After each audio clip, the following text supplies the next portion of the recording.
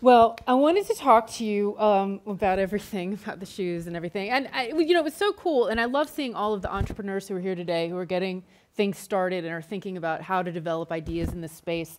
And I just, you know, women's sports is changing in so many ways right now. We really are at a moment where there's so much development.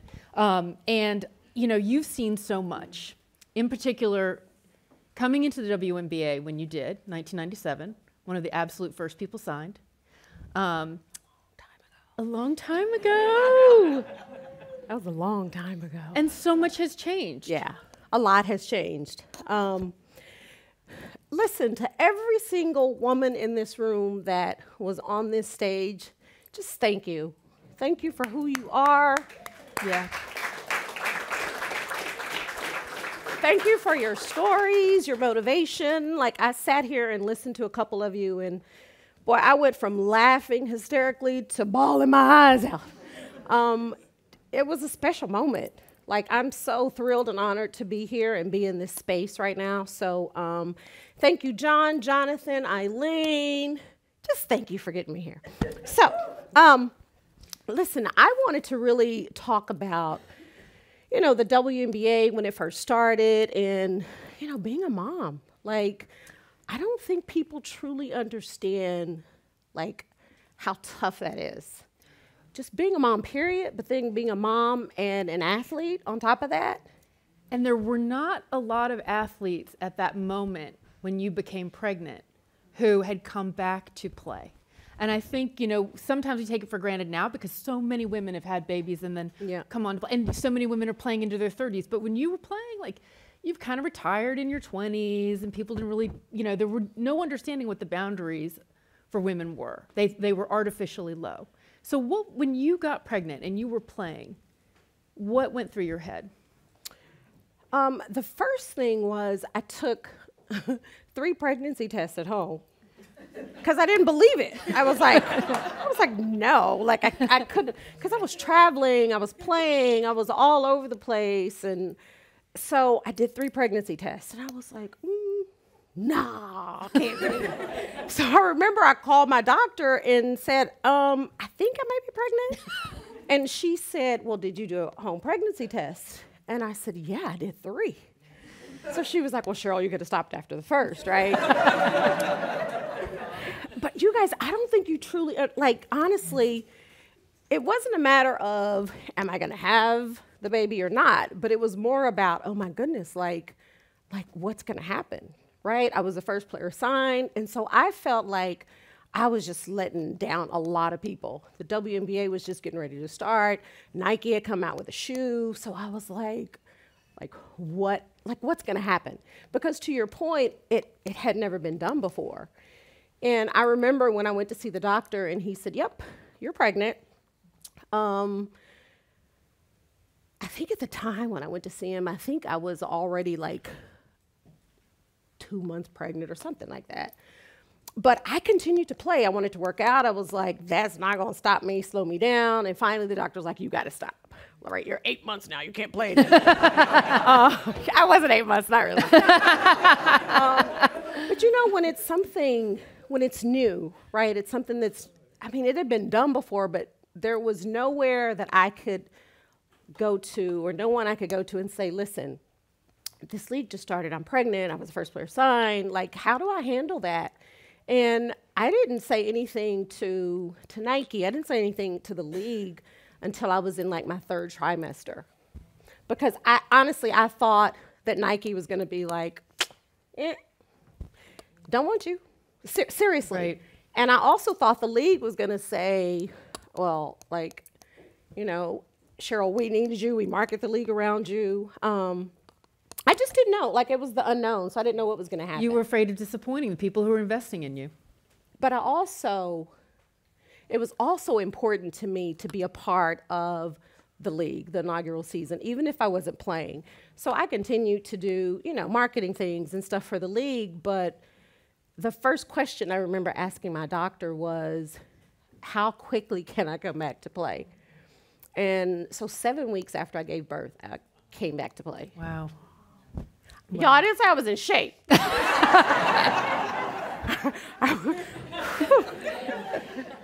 Listen. This a safe space in here? Yeah, I believe so. I believe it is. Y'all might want to go grab a glass of wine. No, I'm kidding. No, but listen, so when like male athletes, right, they don't ever have to worry about how is this going to affect my career, right? Like I got to take time off. No, you don't.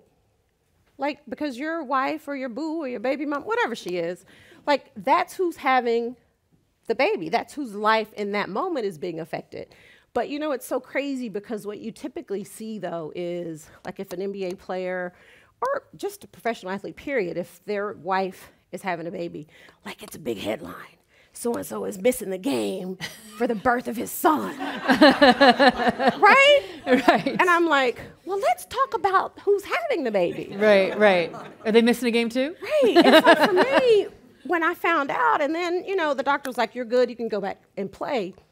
I had no idea, besides me gaining 60 pounds, I had no idea, like, how that was going to affect me, not just physically, but mentally and emotionally, because it does.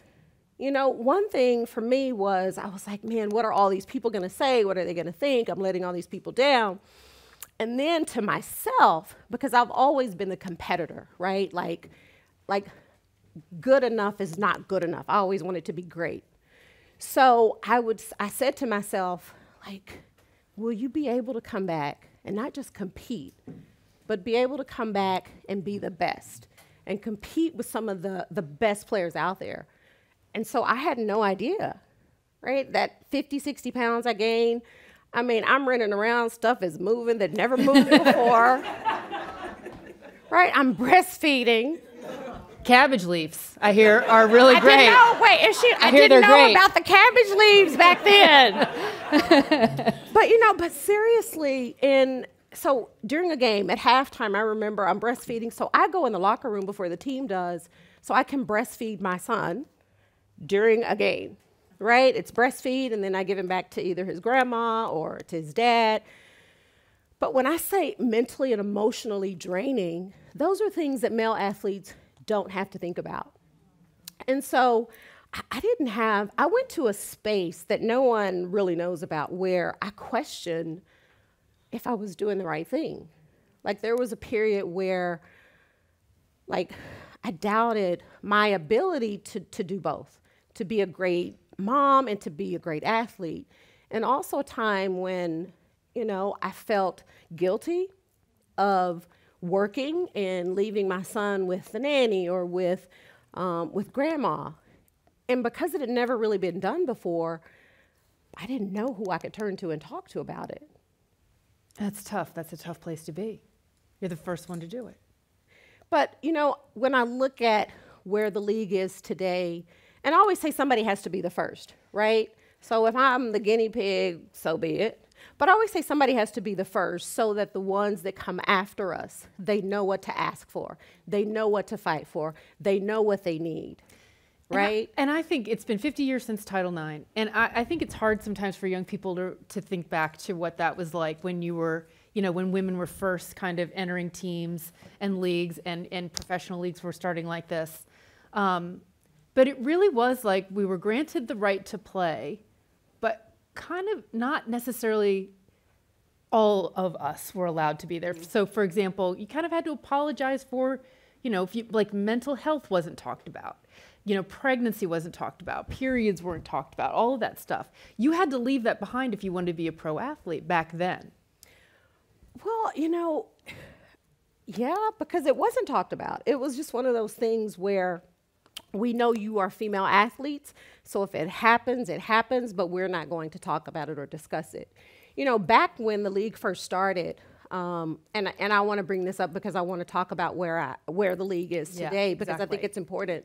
You know, when the league first started, we didn't have any child care benefits, right? It was Cheryl's pregnant, she has a baby, Sheryl hires a nanny, and the nanny's traveling with me. It was your issue. Yeah. It was a youth. Yes. It wasn't a team issue. It wasn't a league issue. It was my personal issue. If I want to bring my son with me, then I've got to pay for him to come, for the nanny to come. And even when we got to the hotel, you know, I had a roommate. We had roommates. So if I wanted my own room, I had to pay the difference so I could have my own room so that I could have my son in the room with me. And then I'm getting a room for the nanny. So, like, it was all those things that nobody really talks about or thinks about. But as a female athlete, those are issues that they're going to happen. So fast forward to 2020 when the WNBA signs a new CBA. And I'm going to read this. No, like I pull this up because, like, to me, it's important. So when you talk about the new CBA, and that's why I said, you know, being the first and being someone that the players today can say, well, Sheryl went through this. She didn't have those things. So when they're negotiating and there's a new, you know, CBA on the table, they know some of the things to fight for, right? So the new CBA, I'll read this quickly. It just says, the league now officially requires all of its teams to offer fully paid maternity leave to its players. Parents playing in the WNBA are also eligible to receive a child care stipend and housing assistance. Nursing mothers will be provided with necessary accommodations, while more veteran players will have access to reimbursement for this is important, y'all, for family planning costs involving adoption, fertility treatment, egg freezing, and more. Yeah. It is as if over that course of time, people have figured out, okay, we want it to be something that's tailored to us. Well, and you know, when you talk about egg freezing and fertility, like that wasn't anything we talked about when the league first started, because it was almost like a don't ask, don't tell, right?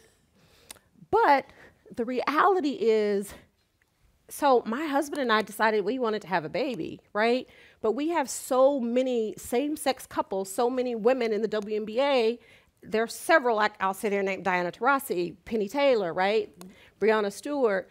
So the fact that the WNBA, and maybe not the WNBA, but Nneka Ogwumike, the committee, right, said, this is important to us. Mm-hmm. If I want to have a baby, maybe I don't want to do it while I'm playing, but I want to have the option to possibly freeze my eggs, and I want to have a baby when I'm done, right? But the fact that that actually exists for the players today makes me look back at everything we had to go through that at the time, you know, we didn't know. So I was like, it is what it is, so I'm going to make the best of it. But now I sit here in this seat and I look at it and I say, well, good for you, right? And I feel like everything that we went through was so that the players today and the players tomorrow will have it better than any of us did when it first started. And they don't have to apologize for wanting mental health care or wanting to have access to different ways to start a family, whether they want to delay that or do that right now. I just think that's really interesting to think when you think about how far women have come as professional athletes, that it really is emblematic of just what that looks like, you know, on paper and codified, and, you know, not having to apologize for wanting to do that. You know, people look at the achievements and the accolades, and you know, you look, y'all, that's my MVP trophy over there.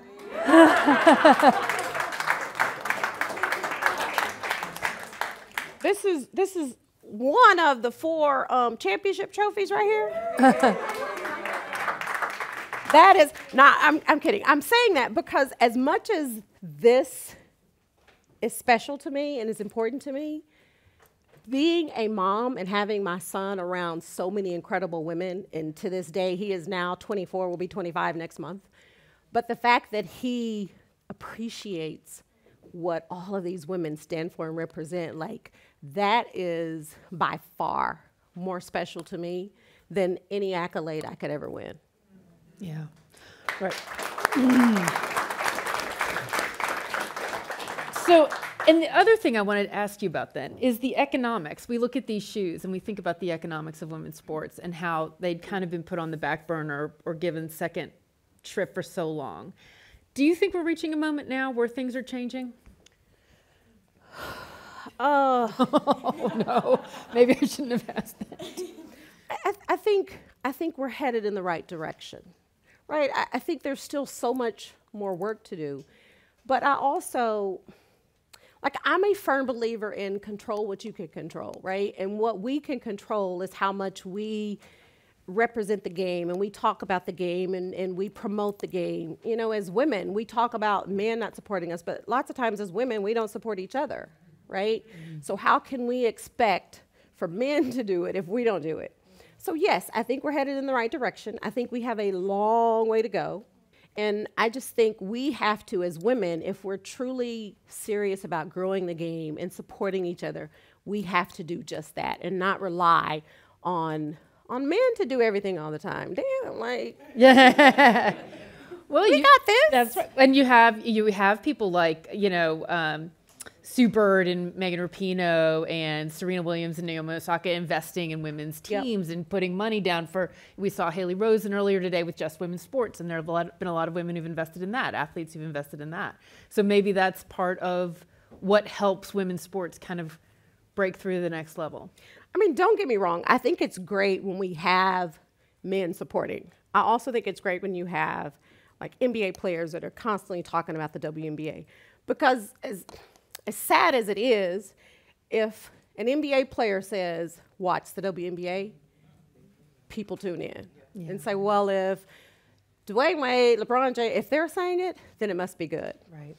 But if a Sheryl Swoopes or Lisa Leslie, like if we're saying watch the WNBA, it doesn't go as far, right? And I say, and it's sad to say that, but unfortunately that is the world that we live in.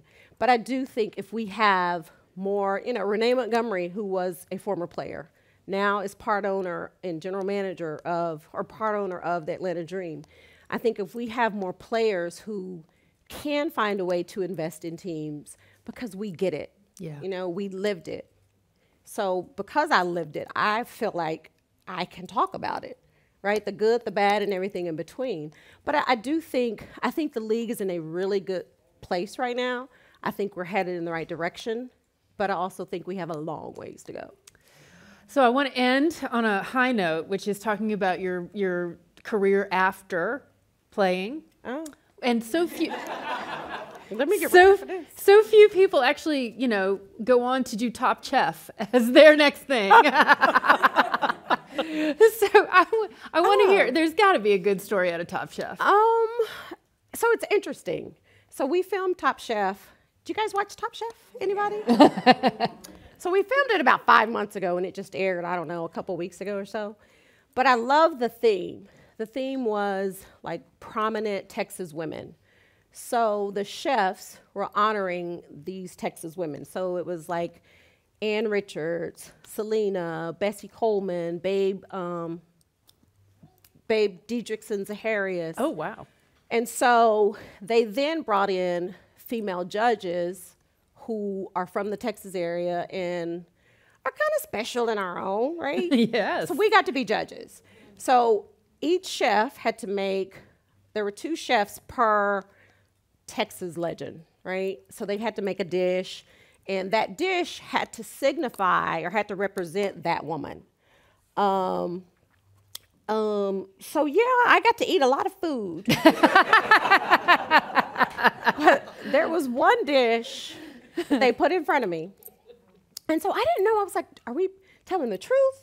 Yeah. Or are we like just eating whatever? And so they were like, oh, no, you know, it's television, so they can edit it. But there was one dish that a chef made for, I don't know, either Selena or Ann Richards, but he put it in front of me. He didn't. They brought it all out, right? And so they slid it around, and everybody's eating and eating and eating. And I'm looking and looking and looking because I don't recognize anything on that plate. And so they just looked at me and they were like, are you going to try it? I said, did you like it? Because you only took one bite. And she pushed it away, right? And so I was like, and I'm really bad about smelling my food. Does anybody do that? Does anybody do that? Yes. Okay, I'm sorry. Like I smell my food, and if it's a smell that's like it's, I'm like, I can't. You want to identify it. Yeah. You want a clue of what the kind of food is when you smell it. I was like, I don't know what that is, so I couldn't try it. But it was such an incredible experience for me being from Texas and just getting an opportunity to be on a show. I absolutely love Top Chef, but being from Texas and having an opportunity to pay homage to those incredible Texas women was, it was special for me.